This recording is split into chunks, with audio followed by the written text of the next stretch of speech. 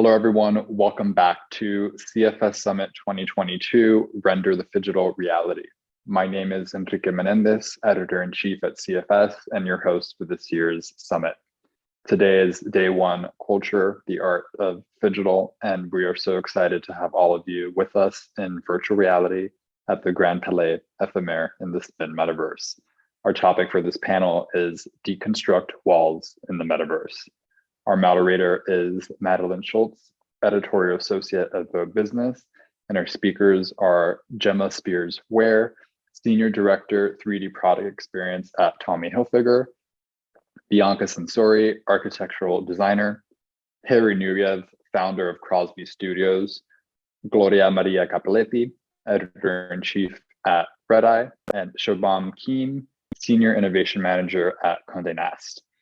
At CFS, we define culture as art, design, and architecture, the physical and digital walls and landscapes that create a home for fashion and science exploration. And as such, this is a great understanding to contextualize today's conversation, where we will be hearing from some of the most creative world builders, IRL and in the metaverse, on how they approach building spaces. I'm now pleased to hand it over to Madeleine, who will guide our conversation today. Hi, everyone. So metaverse spaces are, of course, a key part of virtual spaces. Interested during the pandemic, they provide not only a space for people to play and to interact, but also an alternative to e-commerce and in-person shopping. They're dynamic and immersive, and people have been shown to spend fairly decent amounts of time in these worlds as well. For instance, at our recent Vogue Business Summit, Metaverse Atelier, for instance, users averaged over 21 minutes, which is a fairly large dwell time. So I am thrilled to speak today with some of the people working at the forefront of the space. So I'd like to hand it over to our panelists. If you could all please briefly introduce yourselves in a little more detail and answer the following question. What would be your dream architectural space in the metaverse? Jemma, if you'd like to go first. Certainly. Hi, I'm Jemma. Lovely to be here. Thank you for having me. I head up the 3DX team at Tommy Hilfiger, and we are really spearheading the gaming and Web3 strategy for the brand. And to answer your question, the space, I think it would be something probably quite ethereal, where friends and family can meet and hang out, probably with an ocean view, and full of art and creativity. Lovely. I love it. And Gloria, how about you? Thank you for having me. Thank you, everyone. I actually already have a space because with Red Eye is the first magazine in the metaverse. So we have a metaverse space, and we decided not to have any architectural structure, and we're bringing nature into the space. So we're trying to bring the energy of nature into an artificial space. So this is the dream coming true. Beautiful. Lovely that you've already started, and some more nature. And Harry, how about you? Thank you so much for having me. Yeah, we're actually working on our space right now as well. And I was always thinking that, we can only see final product, wherever industry will go. And I was really interested to show everybody kitchen behind the scene, our workshop, how we produce things, what's the process, how it takes, how many people, and then everyone can see the real, packaging process, not this beautiful packaging process on at the store when it's a ceremony. That's a real one, the shippings and all this details, including the picking colors, the materials, and I think that's a little cultural educational element for one of our projects that we're working right now. Fantastic. I cannot wait to see the finished product. And Bianca, how about yourself? So hi, my name's Bianca Censori. I'm an architectural designer from Melbourne, Australia. I currently reside in Los Angeles, and I'm a lead architectural designer at Yeezy. In my time there, I've had the pleasure of being able to work with designers like James Turrell, Valeria Olgiati, and Vincent van Dyson. My passion for architecture lies in fabrication, conceptualizing the future of built space, and exploring the bridge between the physical and the meta. When I was formally studying architecture, I was really interested in the ideas of the unbuilt. It was always mocked as paper architecture, which was always said to be a great concept, but totally unbuildable. And there was this paper trail of many genius designers, which I found way more interesting, as those ideas typically broke through formal language, bureaucracy, and engineering consideration. I'm really interested in the concept that the metaverse becomes a manifestation of many buildings and ideas before us that never had the chance to be constructed. It's such a major part of architectural exploration and a huge reality for any designer. The realization that most projects remain on paper and do not have the chance to be built is a harsh reality. It would be a dream project for me to see the visualization of the sketches from architects and designers before us in some sort of like meta exhibit. I think we could learn a lot from conceptualizing some of these projects. Specifically for me, I'd love to see Gaetano Pesce's Church of Solitude. So my name is Siobhan Keam, and I am a senior innovation manager on the new business innovation team at Condé Nast, based in our London HQ. So our team has worked on developing membership propositions for Condé Nast, including Vogue Business and Vogue Club. And in the last year or so, we've been investigating the opportunities within the technological and cultural movement of what some people call Web3. So for me, I think whenever I answer questions about the metaverse, I like to explain what I mean by the term the metaverse, because everyone has kind of different interpretations and definitions. So for me, I see it as a vision for the future of how we will interact within either virtual or augmented reality worlds. So what these worlds will look like, how we'll express our identities, how we'll interact with each other. So when it comes to architecture within these virtual worlds, I think a dream space would be one that makes imaginative use of the possibilities of this technology. So not something that's just replicating an existing kind of physical space in a virtual space. So this could be something like using augmented reality to add a layer of art and design to an existing space to make it more engaging, or maybe like a fully virtual world that isn't constrained by physical architecture limitations. So I don't actually know what this would look like exactly, but I think there are a lot of creatives out there that probably have ideas working in this space. So I'm excited to see what people develop. Okay.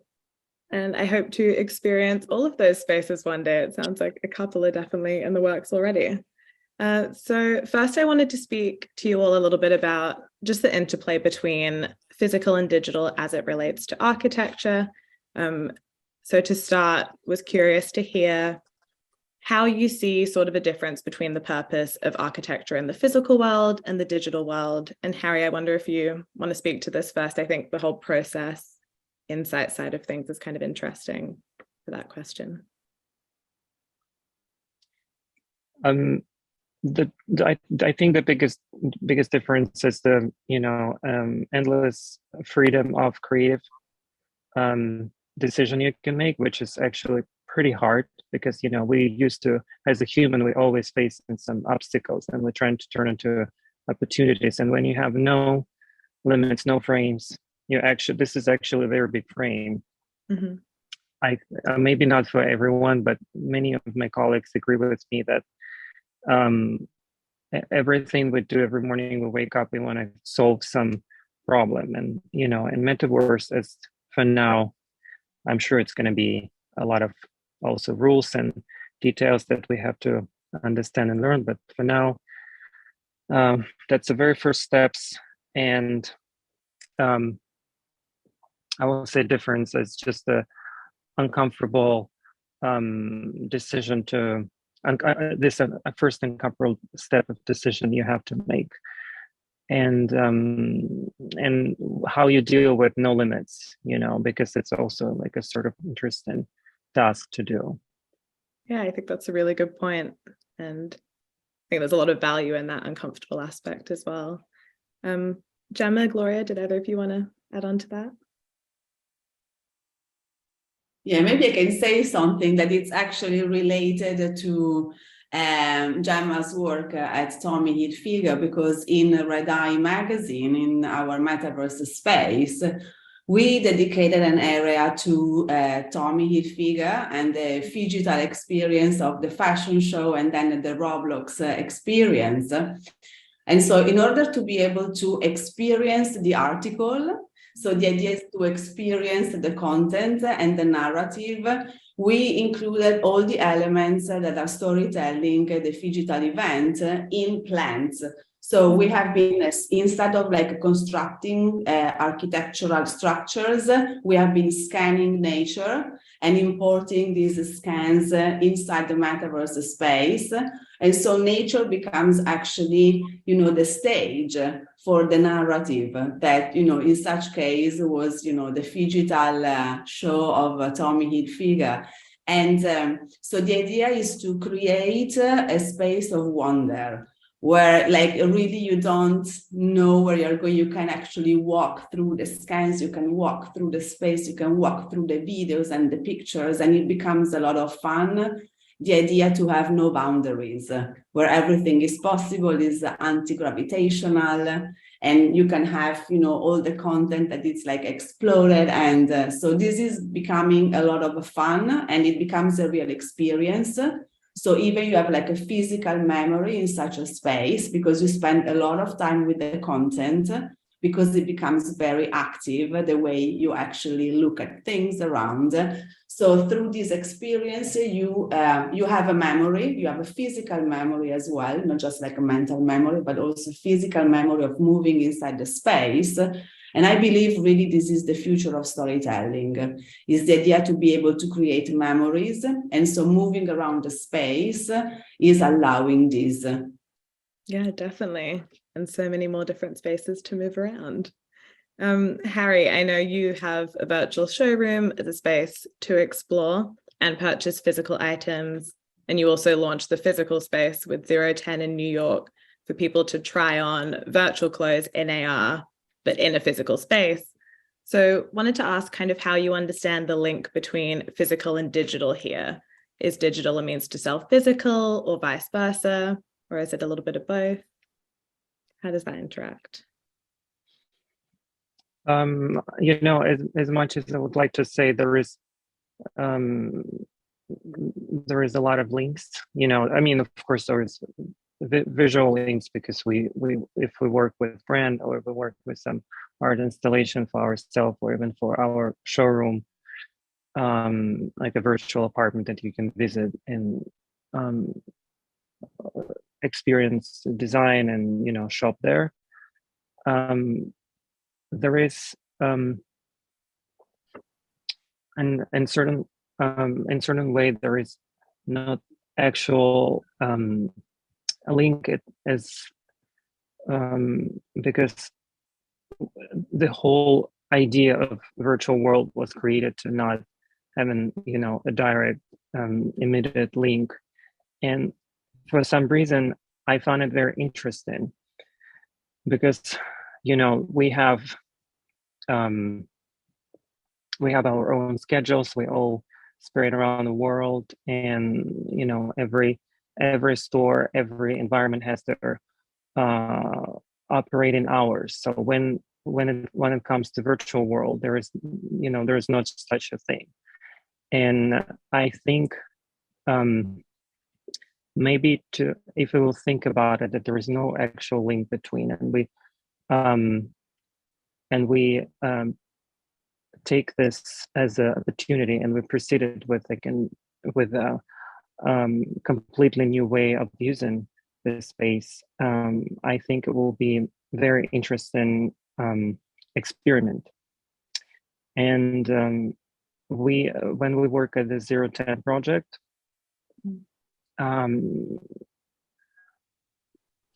our partner, who was responsible for app and all the technology, first idea was to have link between virtual and physical world. But then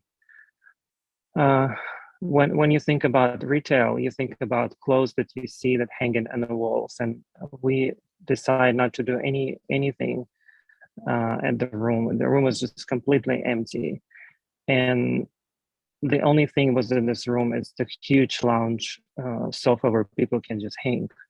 So we didn't have any parallel, any link between the spaces, but it was super organic. And at the same time, people has a big courage to try this clothes through AR, through virtual mirrors and stuff like that. I don't know if it makes sense what I'm trying to explain, because in my mind, I'm kind of trying to, build this new idea. I think it's still cooking, still in process, and maybe it's not sounds very clear. But yeah, I feel like I don't want to have a link right now after like working on this industry for, last 3-4 years. I kind of try to dislink it at some point. Maybe I will change my mind, but I like this experiment right now. Yeah, no, I definitely see where you're coming from. And I think even with the 0-10, as you say, despite the fact that it was a physical space, the actual like experience was kind of entirely digital. So it doesn't necessarily have to cross over. So my design process always starts with research and references. That's really just kind of how my brain works. In order to begin visualizing a space, I really need to understand the constraints in which I'm designing. The beauty of the meta is that it lacks boundaries. When I see a lot of meta spaces, they mirror real life built forms as like some kind of ode to the familiarity of the human need to be sheltered. But I feel there's an opportunity to progress in how we define space that is more fluid that we can than what we can do in real life, especially beyond sight. I'd be interested in seeing how sound could be used to delineate space as a predominant landmark of allotment in the meta. I want to kind of now take a little bit of a step back and look at the ideation stage of metaverse architecture, just to better understand the nuances of this kind of new and exciting design process. So Jemma, I wondered if I could put to you and ask kind of what do you consider to be the first most important consideration when approaching building a new space in the metaverse? For me, it's really starting actually with the platform and the community on the platform, what really resonates and what's important really in that space. And then from our brand point of view, we can start to think, well, how would we realize, what's it going to look like, especially when we come from a physical product point of view as well. And we rebuilt New York recently on Roblox, and that was our playground, let's say, and we wanted to put a twist to it as well, that we don't just build a 1-for-1, but we build a space that, feels like a Tommy version of. And I think like we don't want to go in there as if we are approaching a consumer who's going into our store. We want to find that community. We want it to resonate. We really want to take what is, at the core of our brand, our point of view, our DNA, and really sort of clash that with the new point of view or the new platform that we're approaching. And, we go in hopefully with authenticity. We try to go in humbly as well, because the whole idea is that we're trying to sort of do something together, test and learn, and also play together. And because of this, all these amazing platforms that we can be part of, there's a nice opportunity for the next iteration of our brand in these spaces as well, the future view or the future interaction. We're so used to being in bricks and mortar or, on our e-com store. Here, we can actually have that interactive play or moment. We can dwell together, hang out. And so all those pieces kind of put together in the puzzle. And I would say that this is the puzzle of today, but we don't know what that puzzle will look like maybe in our next project, wherever we land next, or whatever technology we sort of decide that we want to also investigate and bring towards a community or a consumer. So all of these things right now, I would say, are how we start, to actually design or to actually bring an experience to a community. Yeah, fantastic. I think it's refreshing to hear the kind of humble entrance element as well, because I think such a key part of, as you say, for brands entering is kind of going in with that community mindset and really being open to learning as you go, which I think is definitely kind of what Tommy Hilfiger has led the way in. And curious, Gloria, to hear kind of your perspective on this. And as again, your first consideration when building a space that's not existent, but kind of starting from the ground up in terms of your magazine. Yes, well, I really understand what Jemma was like saying, understanding the communities. So our magazine is based, is taking place in Spatial, and already they have like a strong community. There is like a lot of interactions. It's a lot of fun. There is a lot of activity. But like the reason why we needed to have such like an open space, that it's very different from the other ones that you can find in Spatial, where there is like more like big architectures. So what we had, this idea of having such a big space, is because we want to storytell and envision the work of different artists. Or like, for example, you know, the experience of Tommy Hilfiger is different from our book review of Katie Hackle, and then it's like different from showcasing the artworks of like, you know, digital artists or musicians. So the space has to be like a sort of a white canvas somehow, you know. And so we decided to have this like a desert space with the sun, there's a lot of light, this like a warm feeling, an idea of like being in a warm environment, like very friendly, with like a happy spirit. And also the idea is that we did not want to overcome the different works and articles that we are like showcasing.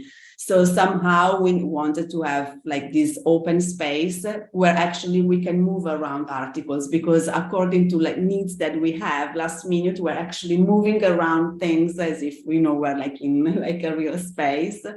So like last week we had a party. So there was a party in London, and we did like a streaming live Twitch in the Metaverse. And we had to like do a new installation with artworks from the artists that were in London. And so we were like moving around things. So the space has to be as free as possible, because we need to allow more content to jump in the space, you know, according to. But now, as a matter of fact, we finished our polygons, so we need to open a new space. So issue number 1, you know, the space is gone, you know. We can't add more content. So we are like thinking to build up the new one. And of course, there has to be this same open landscape. But of course, we want to change a little bit, you know, the narrative. So it's going to be like maybe at night time. So we're going to explore the idea of like mysterious elements in the space. I mean, it's a lot of fun. And the idea is to have like a fun and to have like as many people as possible try the experience.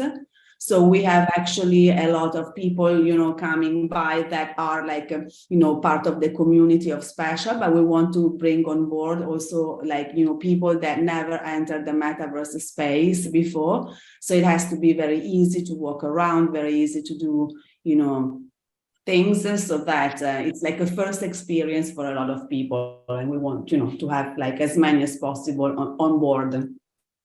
Wonderful. Yeah, I think the whole malleability and openness is a really interesting point, especially for a magazine versus kind of another kind of metaverse project. And again, think with the Tommy and Red Eye examples, it's clear kind of how much you can do in this space. And I'll put this question to all of you in case anyone has a strong example that comes to mind, but wanted to ask if there's a recent project that any of you can reference that is, in your view, a kind of gold standard for metaverse architecture and a source of inspiration for you. It's a really good question, actually, because you always want to say mine, my project. But, you know, we always look for inspiration. And, you know, we're in the fashion industry. So, of course, we're always looking out to other opportunities. I mean, I think that the concept of the Gucci vault is really fantastic. I think it really reaches a lot of different channels that they are in. And I think it has a fantastic aesthetic. It really speaks to the crowd with each platform that it's in, or whether it's a product that it's offering. And there seems to be a seamless approach that's going into all those channels as well. And so if I think about it really from sort of the fashion lens, I think that they're very interesting. And I think that art direction, you know, the tonality, the body language, you know, it's something very interesting. And really, if we're asking gold standard, I think it really does set itself as a bit of a gold standard, this vault concept. Yeah, I think that's a really good one. It's one I've also been keeping an eye on and kind of wondered if other brands would start to emulate, because I think it's a really effective means for a brand to kind of explore different metaverse spaces through like a unified concept. So I agree that that's a good one. I also wanted to touch on the opportunities the metaverse affords architecture. As we've already covered, there's such a lack of constraint in terms of weight, size, even cost to some extent. So when our avatars and our furniture are no longer challenged by gravity and other constraints, what does it mean for architecture and spaces? Gloria, perhaps you want to speak to this. I know you were talking about not yes.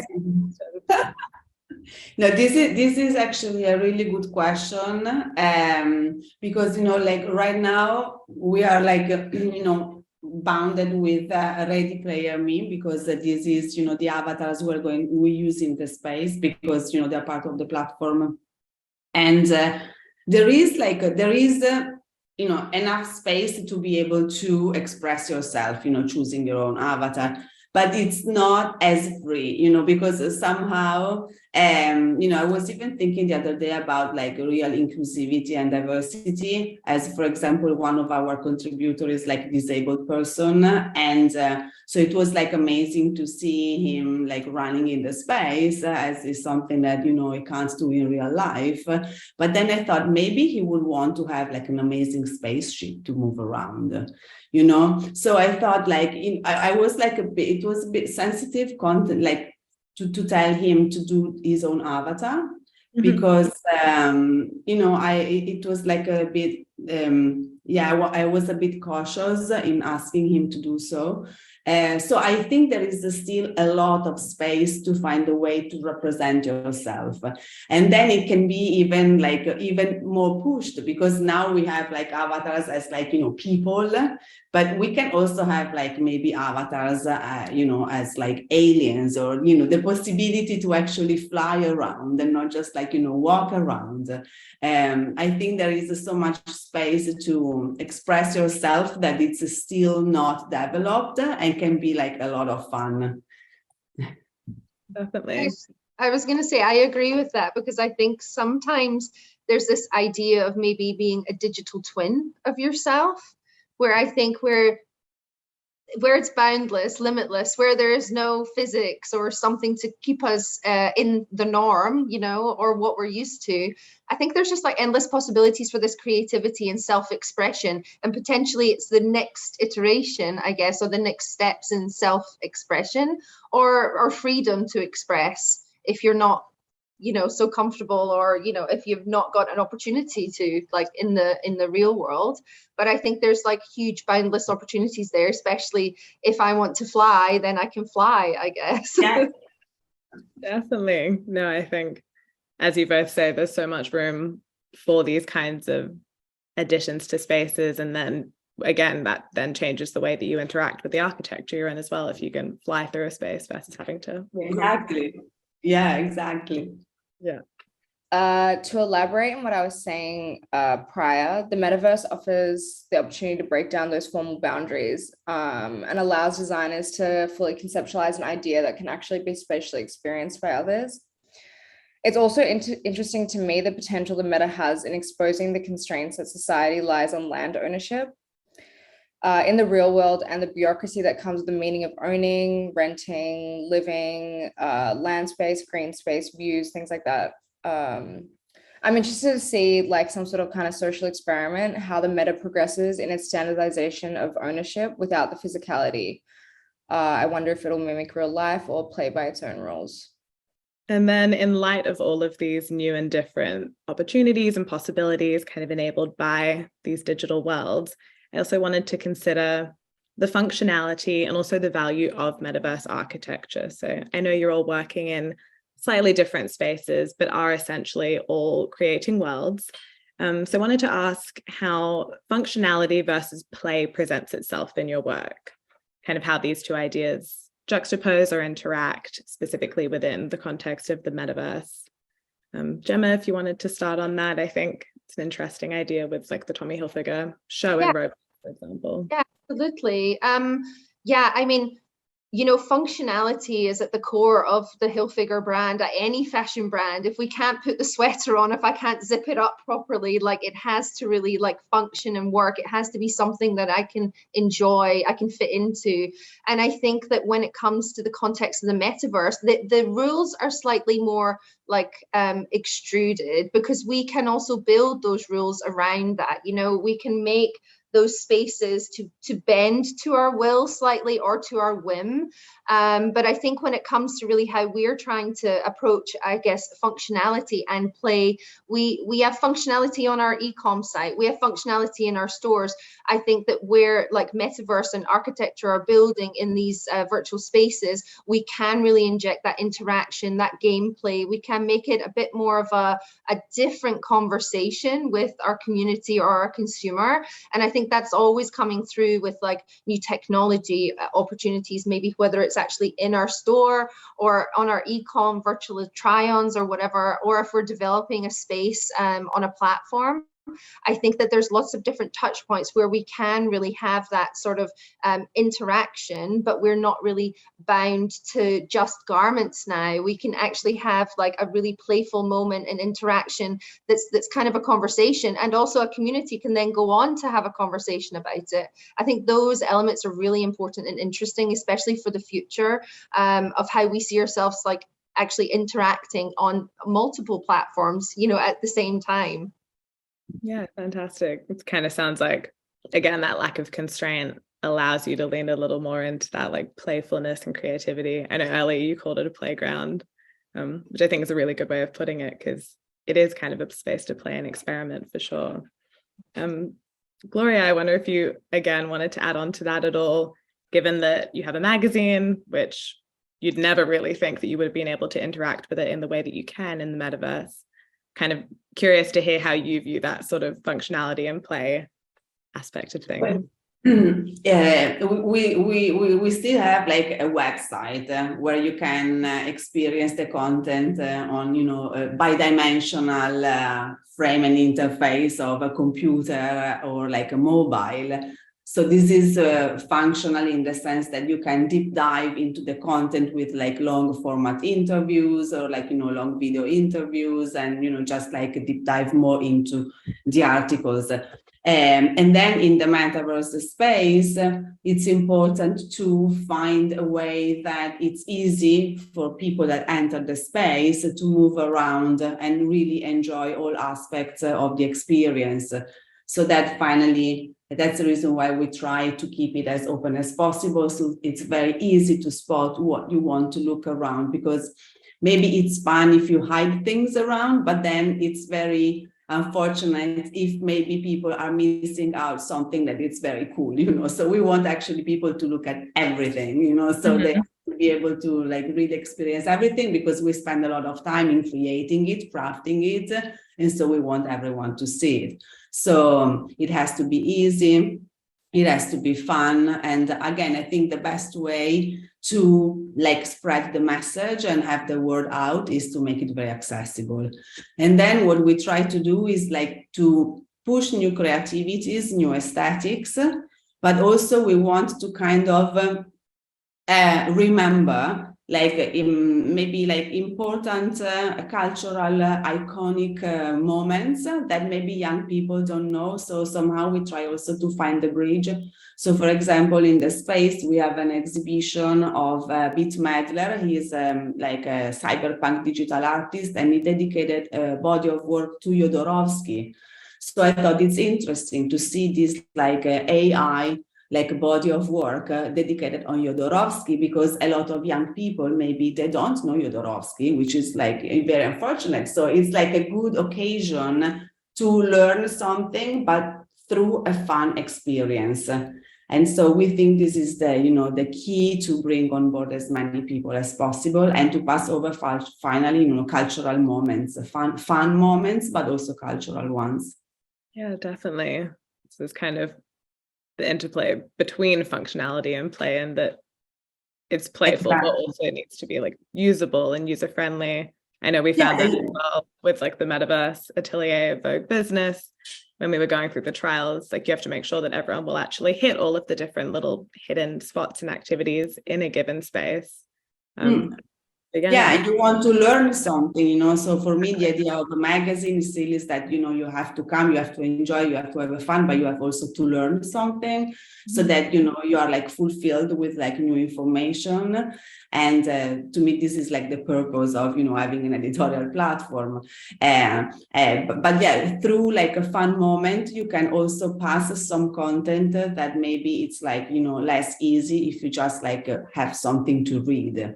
But if you have something to play with or to interact with, then it becomes, you know, like, more of an experience that you will remember. Yeah. sure. So at the moment, we're still experimenting with small activations to understand how we want to curate these virtual worlds with our brands. So this can include making our own or maybe showing up in existing ones. So we tend to focus on functionality so that there's a purpose for engaging in this space. So one example is the Vogue Business Metaverse Atelier, where people could attend to watch talks or see digital fashion in a 3D virtual environment, network with other members as avatars. So that was very functional, but I would say that play definitely still factors in. So with the Vogue Business example, you could fly with your avatar, or you could go underwater and take photos. And I think we noticed that people spend more time in those spaces if they're fun. I do also think that game design and the theory behind it and the skills needed to successfully create a play environment is quite underestimated outside of the gaming industry. So I think it's important, if play is going to be your focus, that you bring in people that know what they're doing in that industry to help you build out that world and what you do within it. Also interested in the idea of objects and design in the space. And Harry, I think you could speak to this one. With design, say something like a couch, how do you sort of pass out the purpose and value of this object in the digital versus physical realm? Oh, right.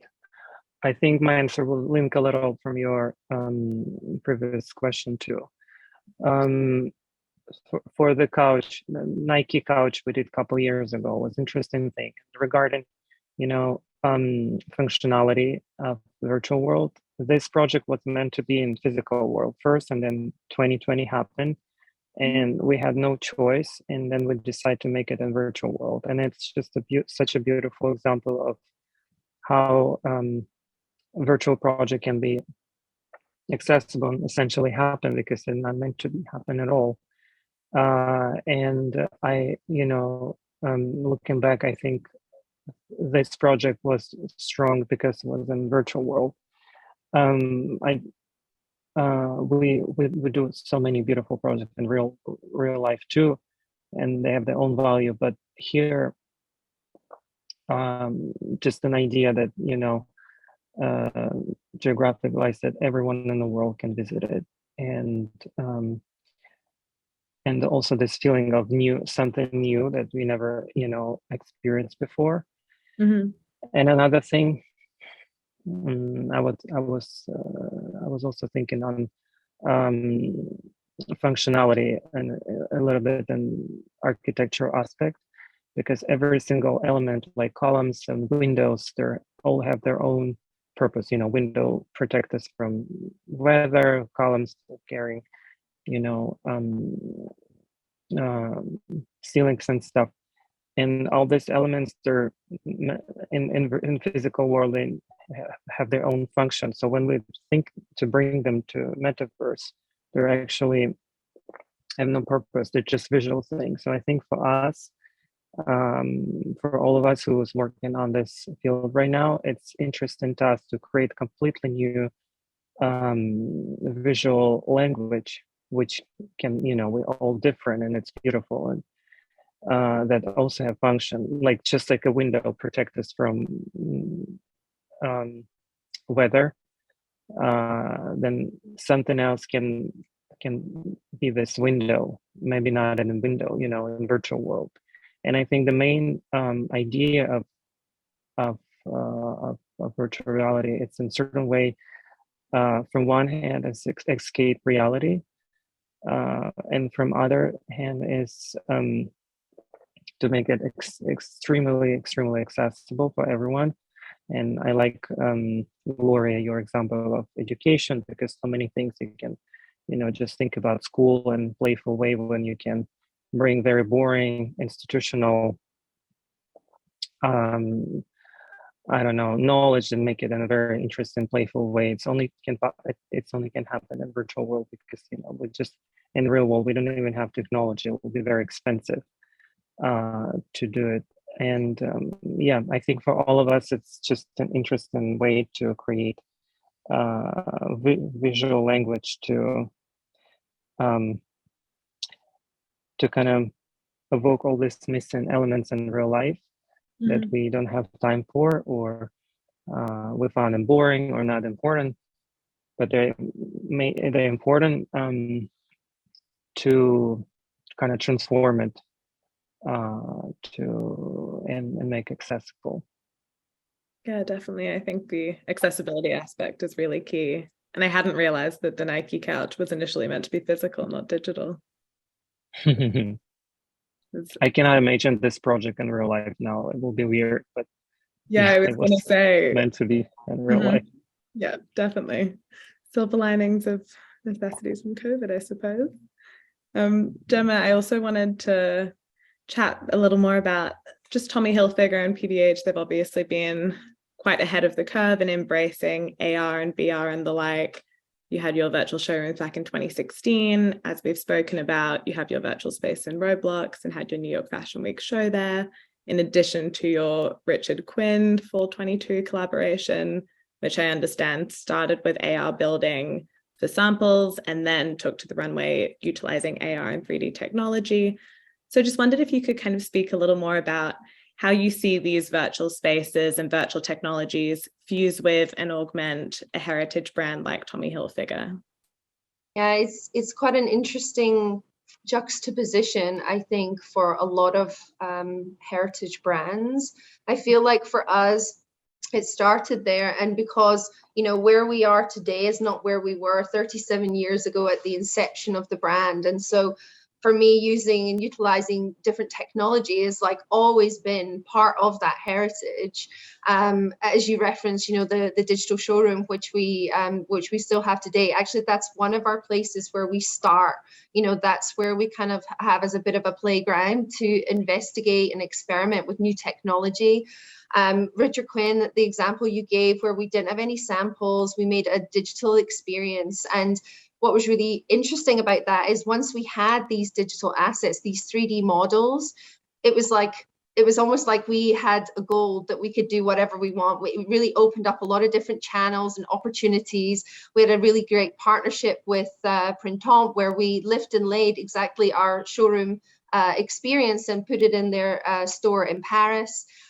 We had our elevated PLPs on their e-com and our e-com as well. With those 3D models, we dressed the super plastics talent of Janky, Gugimon and Daisy. They walked the runway, which is a nice Web 2, Web 3 point of view as well, coming together. And all the while being, having these sort of, brand codes, design codes that are inherently Tommy, that are inherently, our heritage of our brand. And I think it's to what I was saying earlier, and I think we're all kind of getting at, is that authenticity of approaching new technology and new spaces that really makes sense. And for us, it needs to really make sense. And, we try as much as possible to really consider where are we going, what is next, so that we are able to really lean into that rich heritage, but to bring also to a new audience, to future makers or to new communities. And some people are maybe even just hearing about our brand for the first time. And it's really nice that maybe their first interaction with our brand is in a metaverse space or experience. And I think that is really, that's really cool, actually, that, it's not been that, oh, I know it from 90s hip hop, etc., but maybe you know it from Decentraland or Roblox or wherever we go next. Yeah, I think that whole new audience and new user base is a really exciting prospect that a lot of brands are kind of starting to tap into. And I think, that a lot of them can learn from kind of the approach that Tommy's taken.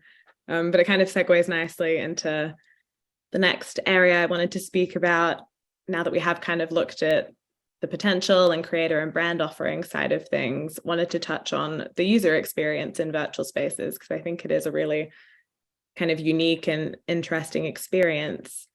And architecture is essentially the interface between a person and their environment. So Harry, maybe you can speak to this. I wanted to ask how you think the relationship between the person and their environment changes when they're in the metaverse versus in the physical world.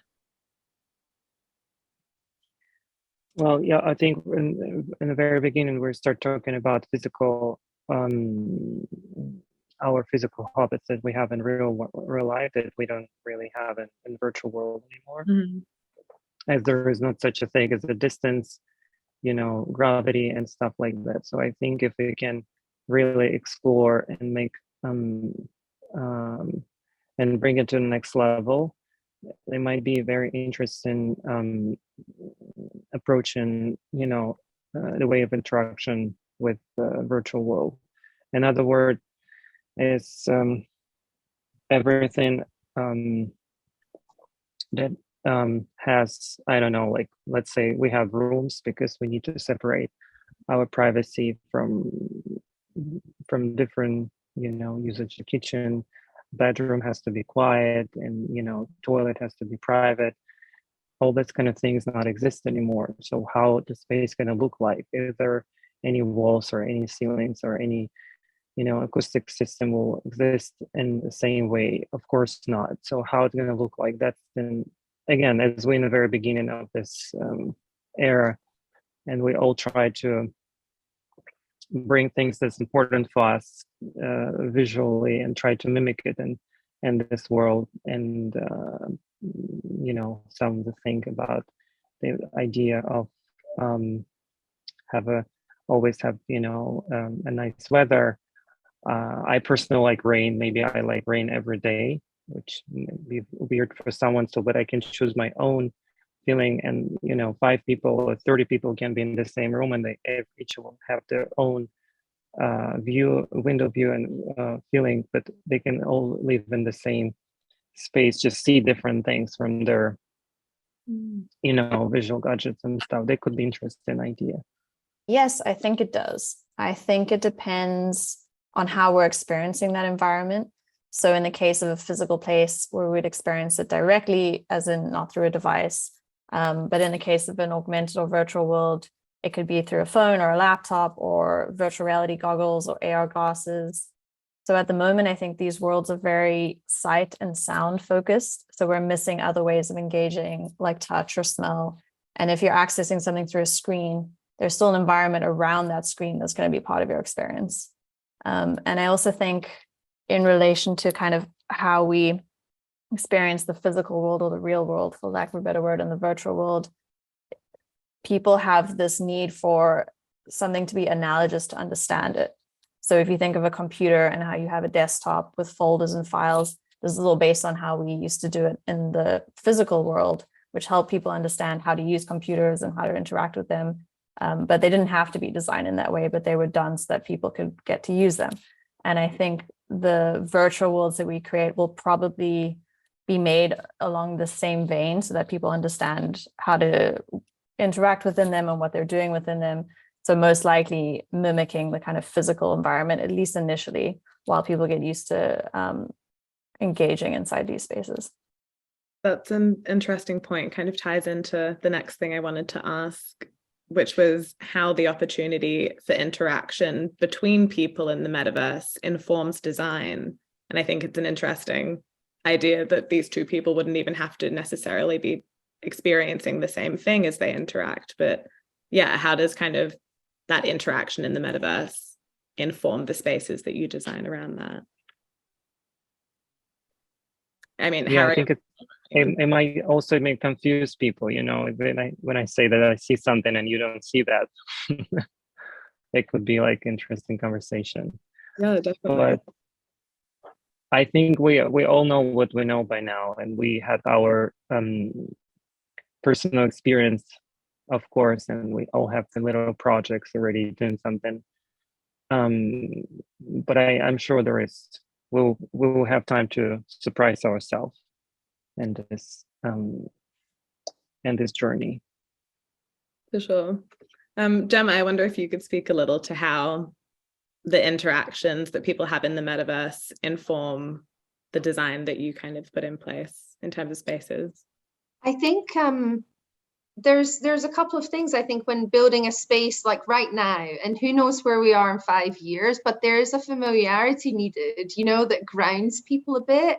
That is that, like, if you build, I don't know, a step that the avatar can't just walk through it, they have to step over it. So there is that grounding of reality. If you could just walk through a table or a wall, I mean, that's kind of cool. Maybe that's like a feature, but there is certain elements that need to kind of ground in reality to accept, you know, what's happening, or the space, especially when you're in like VR, you know, fully immersed. I do think though, you know, if we look at Minecraft, for example, this game has been around for, I think it's just over like 12 years or something like that. So the 10-year-old kid is now 22, and you're so used to like actually interacting with your friends on the platform, building stuff in 3D, and really seeing how your world can be built up in whatever guise or space you want to. And I think that is fascinating. And that, I think, is where it can really start to inform, you know, design of the future, especially when we're looking like, you know, we design so heavily in 3D here in this brand. We also have to consider quite heavily functionality, because there's a level of functionality that you don't have to have when you're only modeling in 3D. But when you then want to actually produce that thing physically, it has to be, for example, it has to be able to go over your head.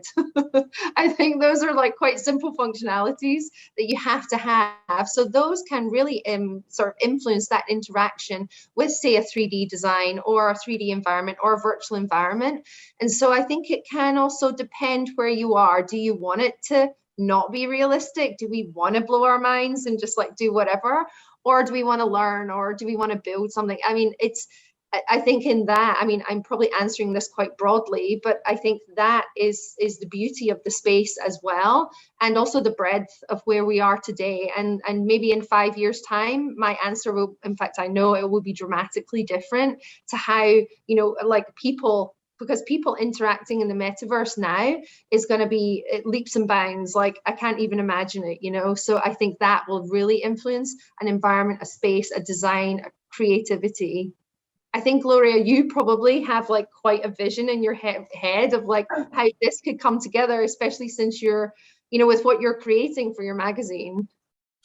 See, we're trying to understand how to enhance the senses a lot. So, for example, for us, it's very important the sound. So each experience, let's say each article has a different sound experience. It can be vocal. Maybe there is like a bot that is like, you know, reading the article, so that you don't have actually to read the article, but that you hear the voice of the bot talking, or there is like a music, there's like some sounds, so that you kind of understand where to go, you understand, you know, where to look at, because you are curious about the sounds you're hearing. And so also the space we have, the floor, it's like a scan of like a big surface that we use as a floor, but the scan was glitched because when I actually did the scan of the surface, the sun suddenly hit, and so the scan glitched. So it's like uneven, and so we try to use also, you know, the uneven spaces to create things.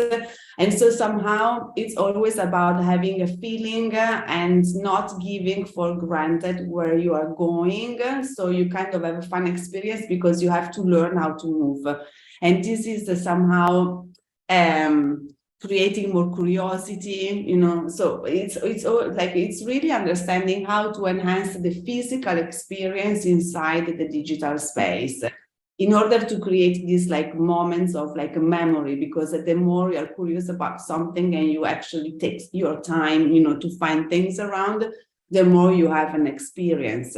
And so I believe this is the way you actually remember, you know, you remember more what you have seen, and you want to go back again to discover more.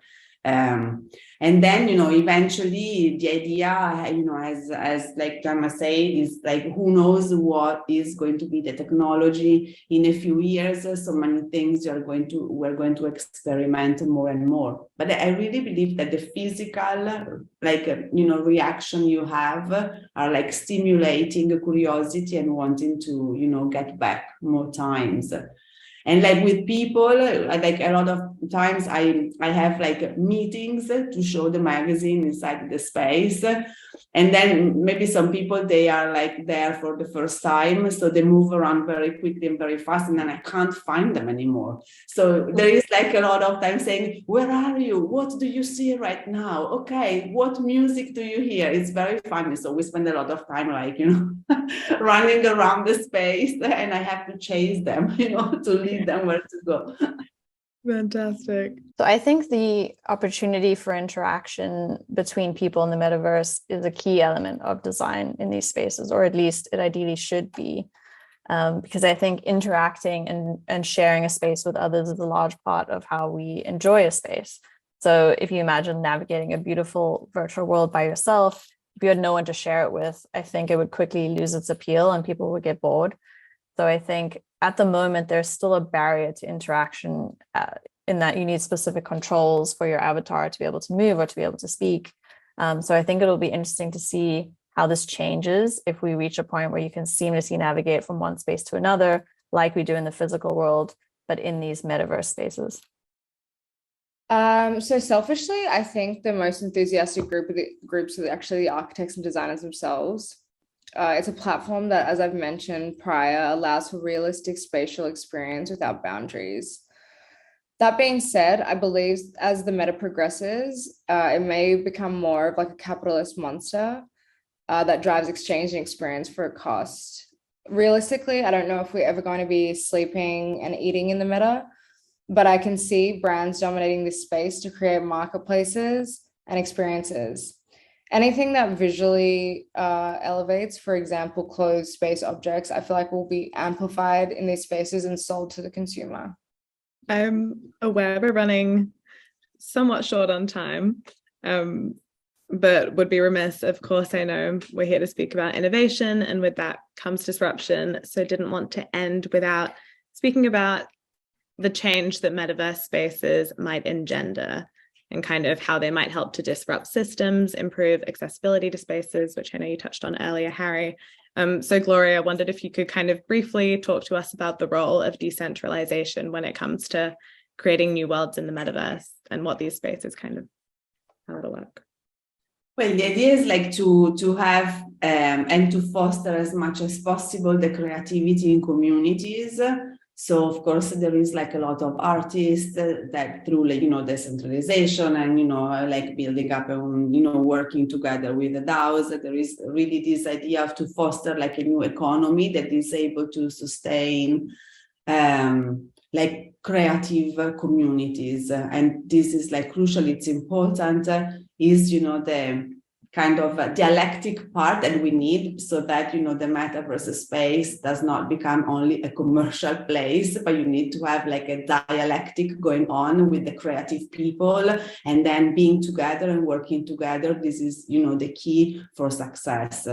And finally, I think that what we're trying to do is to like envision how is it possible to still create a lot of wonder, like fashion. I think it's about like fun and wonder, having magic moments. And so like in the scroll of like a bidimensional system, which is the computer or the mobile, I think a lot of times we have been activating a sort of like we just like do it because we're used to do it. And somehow it's interesting now to change perspective and relearn something, not giving anything for granted, like reality, for example. Reality is not for granted. And the metaverse allows that space of wonder where, you kind of have to reset something. And so everything is about new. Somehow this is like to decentralize our mind as well, to relearn a lot of things, to relearn to look at everything, at reality in first space. Yeah, I think that's a valuable point because, of course, there's the decentralization in terms of space, but then in terms of thinking as well, I think that's kind of almost the next step. Yes. Idealistically, it would be that of one that allows the consumer to understand the process. The game changer between the physical and the meta is the ability to download a user with masses of information, typically unavailable or indigestible in the real world. The meta can explore early stage ideation, product design, business models, and even the progression to their digital capabilities. The meta is a great tool to solve traceability and transparency and introduce trust where it is lacking between designer and consumers. And then, yeah, I know we've already covered the accessibility side of things in terms of making design accessible to everyone with the Nike sofa. But yeah, just one last question, given that this is the Circular Fashion Summit, wondered if you could just talk us through how you think physical spaces could be leveraged to reach circularity in fashion. Jemma, if you wanted to give your 2 cents. Yeah, certainly. Yeah, and maybe I can be quite quick. I think that, it's almost like we have circularity in the physical world where we're really trying to, find those possibilities of like reuse, recycle, rework. And I feel like it to a certain extent, it's not any different in the metaverse. I think that it's probably a slightly lighter touch when it comes to the environmental impact, of course. But for us, for example, what we're building, different spaces, different experiences and environments, we see this as space to refresh, to keep playing with, to keep updating, that especially when I come back to, what's really at the core of like what we're trying to do, especially in these new places, is really to find our community, our UGC creators, to actually like create and work together. I really believe that the future of us in these spaces are the correct partnerships in these spaces, especially when it comes to the creativity, to the people who know about these spaces. And for me, it's all about community. I want to hear what the community wants, because then we want to build it. And that's the only way that this heritage brand keeps building heritage, on top in this kind of space. So yeah, for me, I think like that could be, now today where the technology is. But who knows? I keep saying who knows, but we're trying to build it together, put all these building blocks together.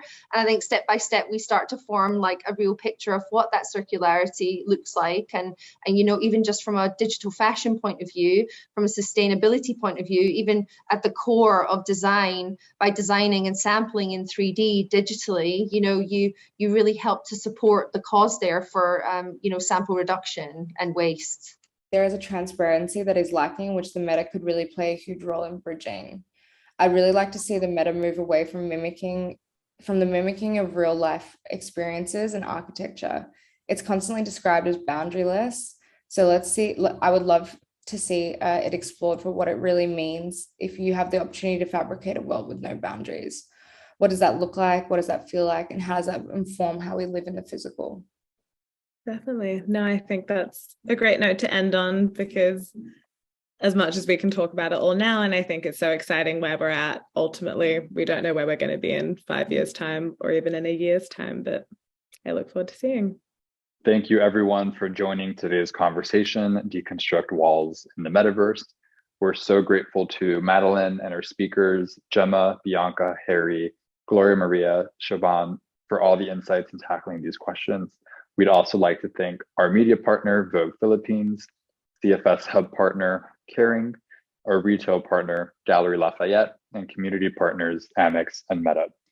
We look forward to keeping this conversation alive through the duration of CFS Summit 2022 and throughout the year with CFS programming. You can visit our newly launched CFS page at cfs.fashion for more news, insights, and analysis on architecture in the metaverse.